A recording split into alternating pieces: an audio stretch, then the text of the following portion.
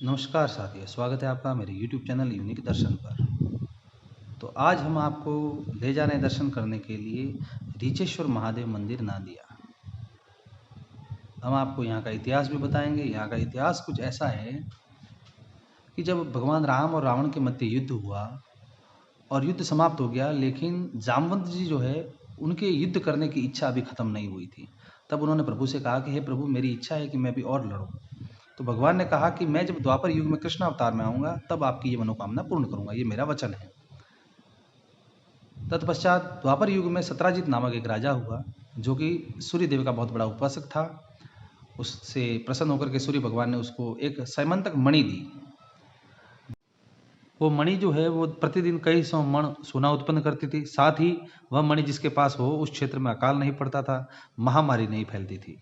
वह मणि लेकर के सत्राजित का छोटा भाई प्रसेनजीत वन में गया, जहां उसका सिंह के साथ में युद्ध हुआ। सिंह ने उसका वध करके वो मणि ले ली और वो मणि जामवंत जी को सिंह से प्राप्त हुई। उधर सत्राजित ने भगवान कृष्ण पर मणि चुराने का झूठा आरोप भी लगाया। तो भगवान कृष्ण जो है वो मणि की तलाश में ऋषि पर्वत तक पहुंचे और भगवान और जामवंत जी के बीच में 28 दिनों तक युद्ध चला। 28वें दिन भगवान ने राम स्वरूप बताया।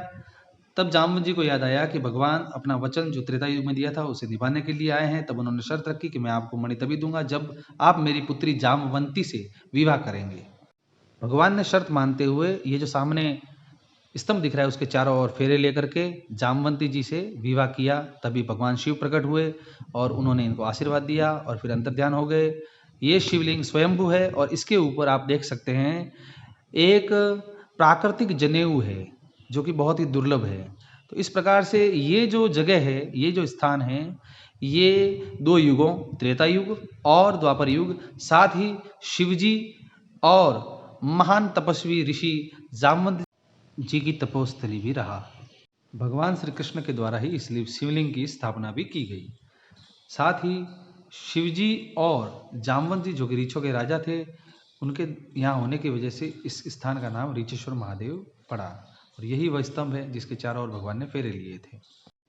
रीछों के राजा जामवंत जी को अपने ईश्वर से मिलना और शिव की साक्षी की वजह से इस स्थान का नाम ऋचेश्वर महादेव मंदिर पड़ा या ऋचेश्वर महादेव पड़ा।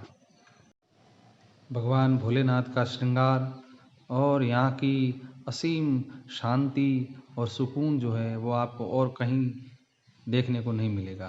तो आप यहाँ पर अपने परिवार के साथ दर्शन का लाभ लेने के लिए अवश्य पधारें। इस स्थान का दो युगों त्रेता और द्वापर भगवान कृष्ण के द्वारा स्वयंभू शिवलिंग की स्थापना, शिव जी का यहाँ प्रकट होना, महान तपस्वी जामवंत जी का होना और साथ ही हर मास की पूर्णिमा को इस ऋषि पर्वत की परिक्रमा का विशेष महत्व है।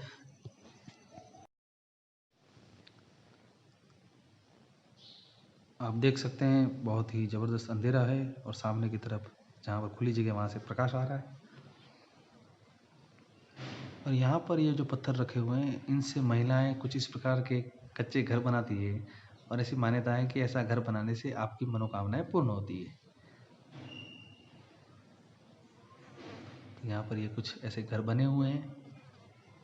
ये सबसे नीचे वाला हिस्सा है गुफा का और यहाँ भी देखिए आप चट्टानों के बीच में से जगह है।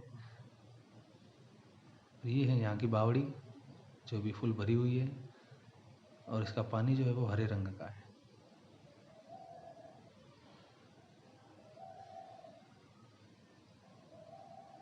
वीडियो पसंद आए तो सब्सक्राइब जरूर करें।